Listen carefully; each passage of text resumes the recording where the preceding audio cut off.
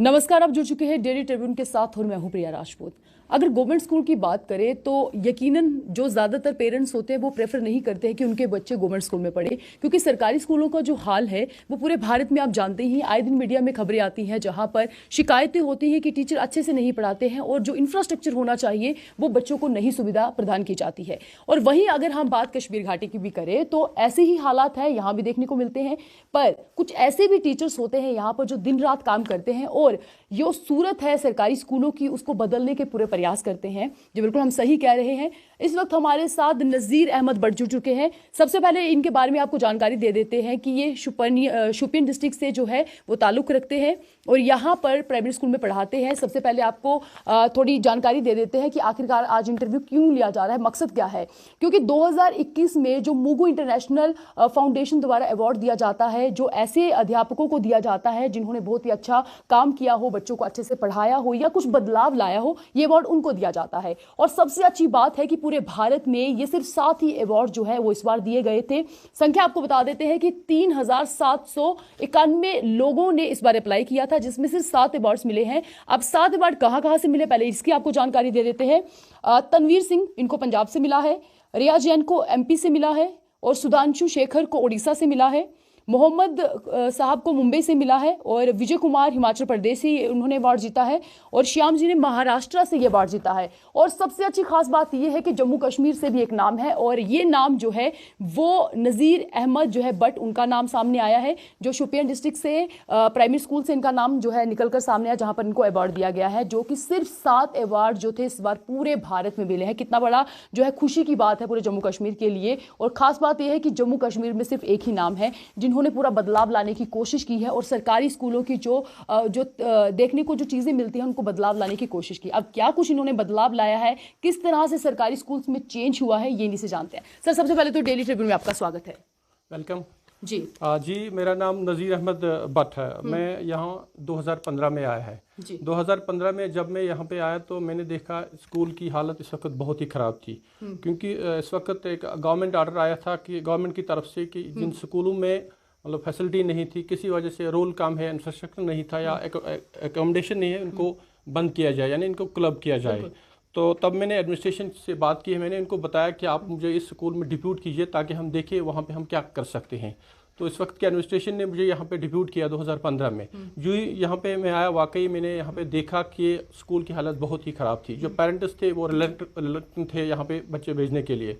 तो ये जो आप ग्राउंड इस वक्त देख रहे हैं ये बिल्कुल डंपिंग यार्ड। जी बिल्कुल, हम आपको ग्राउंड की तस्वीरें भी दिखाएंगे और भी स्कूल की पूरी आपको सूरत हाल बाद में दिखाएंगे, ताकि आपको अंदाजा लग सके कि स्कूल की तबीयत जो है हालात वो किस तरह से बदल रहे। क्योंकि काफी अच्छा देखने को लग नहीं रहा है कि हम किसी गवर्नमेंट स्कूल में आए हैं, क्योंकि पोस्टर इस तरह से लगे हैं। यहाँ पर जो पूरी हालात है वो प्राइवेट स्कूल से भी अच्छी है। तो सर, सबसे पहले तो हम आपको जो है कांग्रेचुलेशन बोलेंगे, क्योंकि कांग्रेचुलेशन बोला बहुत जरूरी है, क्योंकि जम्मू कश्मीर का आपने नाम रोशन किया है। जी बिल्कुल। और आप ये भी सवाल जो इस तरह से हमारा बनता है कि आपको जो अवार्ड दिया गया है वो आपने स्कूल की जो है वो पूरी तस्वीर बदली हुई है। सबसे पहले आप बताइएगा कि तस्वीर कैसे बदली है और इससे पहले आप कहां पर थे और वहां पर आपका क्या कंट्रीब्यूशन रहा? बिल्कुल। सबसे पहले मैं आपको ये बताऊं कि मैं 2000 में एज RET अपॉइंट हुआ है, यानी रहबरी तालीम टीचर एज अपॉइंट में हूँ गाँव के एक प्राइमरी स्कूल में। वहाँ पे उस वक्त सिर्फ 12 बच्चे थे। तो फिर मैंने वहाँ पे 120 तक रोल बढ़ाया है। जब 120 तक रोल बढ़ाया तो वो अपग्रेड हुआ है। इसके बाद वहाँ पे कैल सेंटर मैंने कैल टीचर वहाँ पे काम किया है। मतलब कंप्यूटर एडेड लैब टीचर वहाँ पे मैंने काम किया 2010 तक। 2010 के बाद मुझे गवर्नमेंट ने दूसरी जगह मतलब ट्रांसफ़र किया है। तो इसके बाद 1 साल रहने के बाद मैंने वहाँ पे गवर्नमेंट ने मुझे एज रिसोर्स पर्सन लिया है जोन की गाँव में। फिर मैंने डाइट में भी काम किया, कुछ ट्रेनिंग्स में भी काम किया है। तो इन ट्रेनिंग के दौरान जब मैं रिसोर्स पर्सन था तो उन्हीं दिनों पता चला कि कई स्कूल है जिनकी फैसिलिटी नहीं है, जिनका रोल तो उनको क्लब किया जाए। तो इस स्कूल की बात भी हुई है। तो जब मीटिंग में स्कूल की बात हुई है तब हमने गवर्नमेंट को बताया, हमारे एडमिनिस्ट्रेटर को बताया कि ऐसा नहीं होना चाहिए कि ये स्कूल बंद हो जाए या क्लब हो जाए। आप मुझे वहाँ पे डिप्यूट कीजिए, मैं देखूँ वहाँ पे मैं क्या कर सकता हूँ। तो उन्होंने मेरा मान लिया, उन्होंने मुझे यहाँ पे भेज दिया। जो ही यहाँ पे मैं आया तो मैंने सबसे पहले स्कूल की जो हालत देखी है बहुत ही ख़राब थी। ये मतलब इसकी खस्ता हालत थी। तो बच्चे जो यहाँ पे थे उनको भी दिलचस्पी यहाँ पे नहीं थी।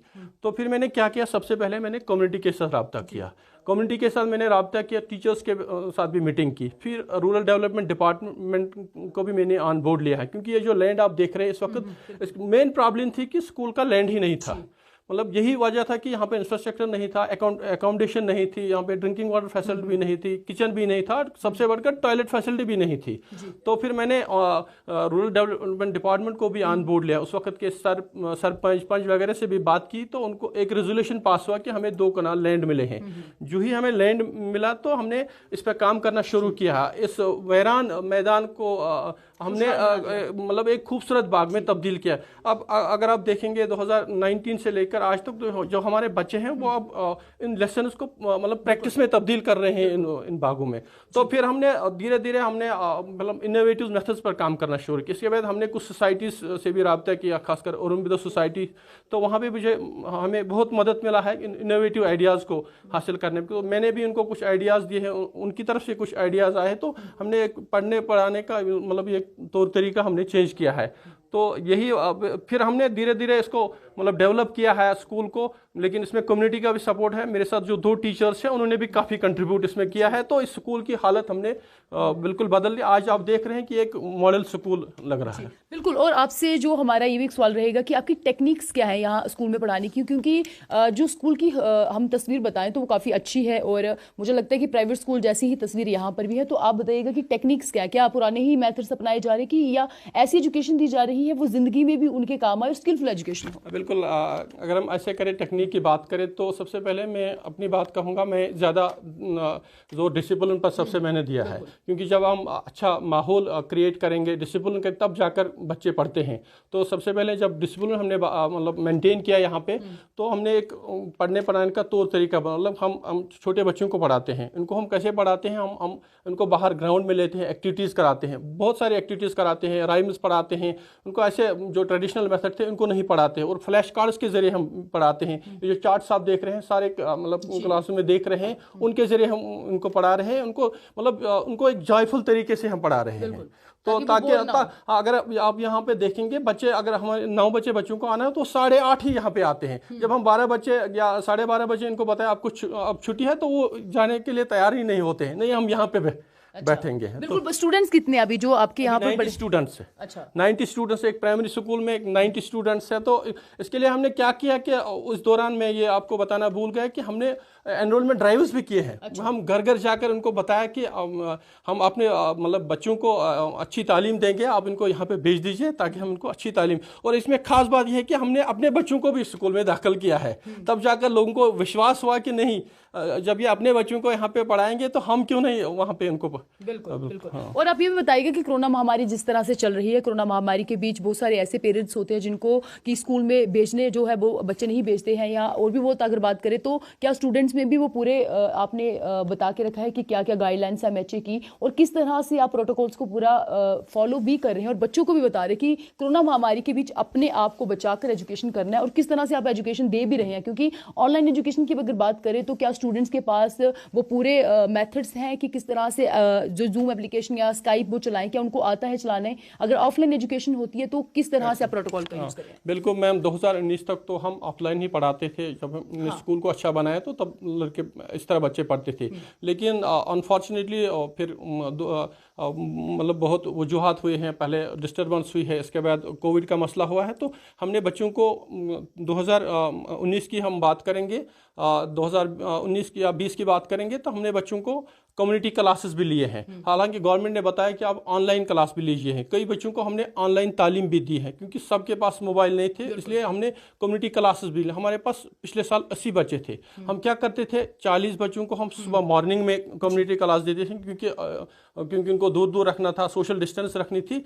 तो हमने शाम को हम 40 बच्चों को कम्युनिटी, इस दौरान हमने जो कोविड प्रोटोकॉल थे, हमने मतलब कोविड प्रोटोकॉल गवर्नमेंट ने तय किए थे। मतलब इसमें हमने वो मास्क, सैनिटाइजेशन या बाकी चीज़ें जो सोशल डिस्टेंस रखनी थी वो हमने पूरी तरह से। इसमें एक खास चीज़ मुझे नज़र आया, बच्चों को फ़ायदा हुआ कि यहाँ पे उन्होंने वो जो गवर्नमेंट के जो प्रोटोकॉल से हम कैसे कोविड से बचेंगे, यहाँ पे उन्होंने वो सीख लिया है। एक तालीम के साथ साथ वो चीज़ें भी सीख ले ताकि वो घर पे अप्लाई करेंगे। तो इस साल भी मतलब गवर्नमेंट की परमिशन से हमने स्कूल ग्राउंड में कम्युनिटी क्लासेस लिए हैं। तो 9:30 से 12:30 बजे तक हम कम्युनिटी क्लास लेते हैं। तो इसमें हम बच्चों को मतलब अंदर दाखिल नहीं होने देते हैं, बाहर ग्राउंड में इनको दूर दूर रखते हैं।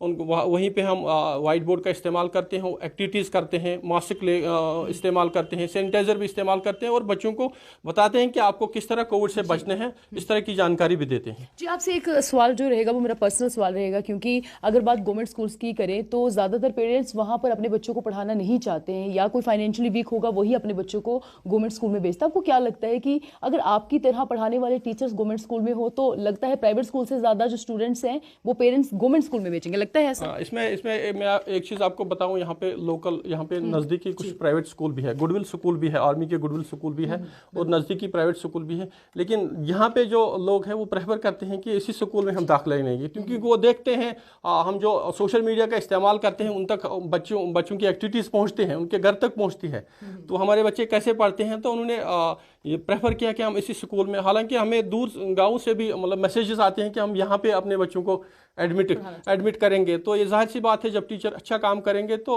लोगों को प्राइवेट स्कूलों की ज़रूरत ही नहीं पड़ेगी, वो तो दाखिला लेंगे ही सरकारी स्कूलों में। बहुत अच्छी आपने बात कही। कहीं ना कहीं स्कूल्स का जो है वो चेहरा तब बदला जाता है जब ऐसे टीचर्स निकलकर सामने आते हैं। जिस तरह से हमने आपको पहले ही बता दिया कि मुगु इंटरनेशनल अवार्ड इस बार इनको मिला है, इनसे ये भी जानने की कोशिश रहेगी कि इससे पहले कौन से इनको अवार्ड्स मिले हैं और कहाँ कहाँ पर इन्होंने जम्मू कश्मीर का नाम रोशन किया है। सर, सबसे पहले ये भी बताइए आपकी जिस तरह से इस बार आपको मुगु इंटरनेशनल अवार्ड मिला है, तो इससे पहले आपको कौन से अवार्ड्स मिले हुए हैं और इसके बारे में भी जानकारी दीजिएगा, क्योंकि ये जानना भी बेहद ज़रूरी है, क्योंकि आपका जो बैकग्राउंड है बहुत अच्छे से अपने स्टूडेंट्स को पढ़ाया है। यकीनन आपसे जो पढ़े हुए स्टूडेंट्स होंगे वो आज अच्छी जगह पर होंगे, कोई डॉक्टर्स, कोई इंजीनियर्स होंगे और बिल्कुल इतने दूर तक पहुंचे होंगे। तो ये अपना थोड़ा भी बताइए कहाँ कहाँ आपको कौन से सबसे पहले मैं मुगु इंटरनेशनल फाउंडेशन की बात कहूँ तो 6 महीने पहले मैंने अप्लाई इसके लिए किया है, क्योंकि वो बहुत कम लोगों को अवार्ड देते हैं। तो इतनी मतलब मुझे एक्सपेक्टेशन भी नहीं थी, क्योंकि बहुत कम इसकी जो सक्सेस रेट है वो 0.6% रहती है।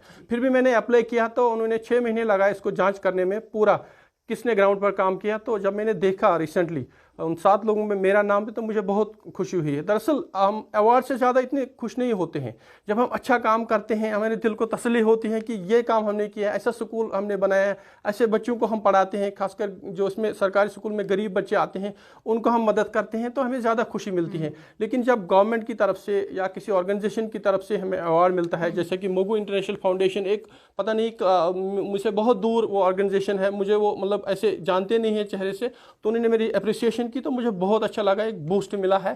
इससे पहले भी एक गवर्नमेंट की तरफ से 2019 में मुझे इंडिपेंडेंस डे पर बेस्ट टीचर का अवार्ड दिया, ये डिस्ट्रिक्ट एडमिनिस्ट्रेशन की तरफ से किया। और रिसेंटली अगर देखा जाए टीचर्स डे पर भी मुझे अप्रिशिएट किया गया। इसके अलावा बहुत सारी ऑर्गेनाइजेशंस इंडिया की, मैं आपको state research and innovation foundation Maharashtra की एक अच्छी ही ऑर्गेनाइजेशन है, तालीम पर वो बहुत काम करते हैं। आप देख भी सकते हैं, state institution of research innovation पर वो काम करते हैं, नई नई टेक्निकों पर वो काम करते हैं। सर फाउंडेशन उसका नाम है, उन्होंने मुझे अवार्ड दिया है, लेकिन उसका उन्होंने भी अनाउंस किया है वहाँ कोविड की वजह से उसकी मतलब वहाँ पे तकरीब नहीं हुई है। उन्होंने बताया जो हम इसको ऑनलाइन नहीं करेंगे, हम इसको ऑफलाइन करेंगे, वह आपको बुलाएंगे, आपको अपना जो आपने, मैंने एक प्रोजेक्ट ही उनको दिया है, my school with home like environment, मेरा school with home like environment. कैसे मैंने एक होम लाइक एनवायरनमेंट, एक फार्मिंग बैकग्राउंड बच्चों के लिए एक एनवायरनमेंट बनाया है, क्योंकि यहाँ पे गांव में फार्मिंग बैकग्राउंड से किड्स है, उनका ऐसा माहौल यहाँ पे दिया है, उनको लगता है कि हम घर पर है। तो उस पर उन्होंने मुझे अवार्ड दिया है उस प्रोजेक्ट पर। तो इसके बाद एक ग्लोबल फाउंडेशन है दिल्ली में, एक अलर्ट नॉलेज सर्विसेज, एक ग्लोबल, दुनिया के 500 टीचरों को अवार्ड मिला है वहाँ पे, तो उसमें मेरा नाम भी है। तो इसके अलावा कुछ छोटी छोटी ऑर्गेनाइजेशंस भी है, खासकर ये जो श्री अरुणबिदो सोसाइटी का, उन्होंने मुझे ऑनलाइन अप्रिशिएट किया है, जो भी मैंने उनको नई टेक्निक्स दी है। जैसे कि हम आप देख रहे हैं सामने वो टेबल का मैंने चार्ट बना है कि बच्चे ये देख, मतलब उनको अभी याद करने की ज़रूरत नहीं है, वो ड्राइंग करते हैं, उस पर लिखते हैं और तब जाकर उनको मतलब ऑटोमेटिकली उनको ये याद होता है। ये बिल्कुल, मैंने उनको ये दी तो उन्होंने उस पर अप्रिशिएट भी किया है और दूसरे स्कूलों में ये अप्लाई होने लगा अब। तो चलिए बहुत बहुत शुभकामनाएं हमारी, ताकि आप इसी तरह से जम्मू कश्मीर का नाम रोशन करते हो और जो स्टूडेंट्स है यहाँ से पढ़कर कुछ अच्छे बन पाए, उनकी जिंदगी सुधर पाए। बिल्कुल ऐसा। अभी मुझे अभी लगता है मुझे बहुत कुछ करना बाकी है। मेरी एक लेवल है, उस लेवल पे अभी उस लेवल तक जाने के लिए भी बहुत कुछ है। मैं हर पल बेचैन रहता हूँ कि मैं नया करूँ इस स्कूल के लिए। जब मैं बाहर देखता हूँ वो चीज़ वहाँ पे ठीक नहीं है, वो ठीक होना चाहिए, ये चीज़ यहाँ पे ठीक है, वो ठीक होना चाहिए, तो मुझे बेचैन इस चीज़ के लिए मैं बहुत मतलब उमंग मुझे दिल में रहती है, मेरे दिल में रहती है कि मैं उसे ठीक करूं। इसलिए आने वाले, अगर एडमिनिस्ट्रेशन ने मुझे यहीं पे रखा है तो उन्होंने ताउन दिया, मुझे यहाँ पे रखा है, तो आप देखेंगे 2-3 साल में इसकी बहुत मतलब ये बहुत सुधर जाएगा ये। हालांकि हम देखते हैं कि इस सुधरने का भी बहुत इसमें चांसेस है, क्योंकि अभी पहले हम अकोमोडेशन नहीं थी। जितना भी हमने इन 3 कमरों का देखा, हमने उनको अच्छी तरह से मेंटेन किया। अब नई बिल्डिंग बनने वाली है, तो इसका हम इससे नई टेक्निक से हम मेरे जहन में है कि हम उसको अब कंप्यूटराइज्ड वहाँ पे एक कमरा रखेंगे ताकि बच्चों को कंप्यूटर एजुकेशन दी जाए। इसके अलावा एक केजी के लिए एक कमरा तैयार करेंगे ताकि उनको मतलब इनोवेटिव तरीके से या जॉयफुल तरीके से वहाँ तालीम हासिल करें। चलिए हम पूरी कोशिश करेंगे कि इस तरह के जो अध्यापक हैं उनकी हम कहानी आप तक लाएं, ताकि आपको भी पता चल पाए कि जम्मू कश्मीर में कुछ ऐसे अध्यापक होते हैं जो दिन रात मेहनत करते हैं ताकि स्कूल की तस्वीर बदल सके और जो बच्चे हैं उनका भविष्य सुधर पाए। और आप जी बिल्कुल, एक चीज़ मैं अभी और बताना चाहता हूँ, वो यह है कि मैं सिर्फ मतलब क्लास मतलब स्कूल आवर्स के दौरान काम नहीं कर रहा हूँ। मैं इस स्कूल के लिए राउंड द क्लॉक काम कर रहा हूँ, क्योंकि ताकि बच्चों के जो एकेडमिक मतलब लर्निंग गैप है वो दूर हो जाए। ताकि स्कूल आवर्स के दौरान मैं स्कूल में काम करता हूँ, जब स्कूल आवर्स के बाद में मैं पार्क के लिए काम करता हूँ, ग्राउंड के लिए काम करता हूँ, या बाकी चीज़ों के लिए अगर मुझे TLM बनाना होगा तो वो बाद में काम करना पड़ता है, ताकि एकेडमिक फील्ड पर असर ना पड़े इसका। चलिए तो आप भी पूरा अपने कमेंट बॉक्स में अपनी राय लिखिएगा कि नज़ीर बट की जो हमने आपको पूरी कहानी बताई कि कितना उन्होंने अच्छा काम किया। इंटरनेशनल अवार्ड भी उनको मुगो का मिला है, और इतना ही नहीं बल्कि इससे पहले भी उन्होंने जहां पर पढ़ाई करवाई बच्चों को वो आज अच्छी जगह पर हैं। तो इस तरह की जब आपको मोटिवेशनल वीडियोज़ देखने को मिलती हैं तो आपको भी यकीन हो जाता है कि सरकारी स्कूलों की जो तस्वीर है वो आहिस्ता आहिस्ता बदलने के लिए कुछ अध्यापक दिन रात मेहनत करें। कमेंट बॉक्स में अपनी राय लिखिएगा और ये भी बताइएगा कि क्या आपके स्कूल में भी क्या ऐसे ही अध्यापक देखने को मिलते हैं, कि आपके क्षेत्र में सरकारी स्कूलों की क्या हालात है। फिलहाल अभी के लिए इतनी ही, और जानकारी पाने के लिए मेरे साथ बने रहिए। नमस्कार।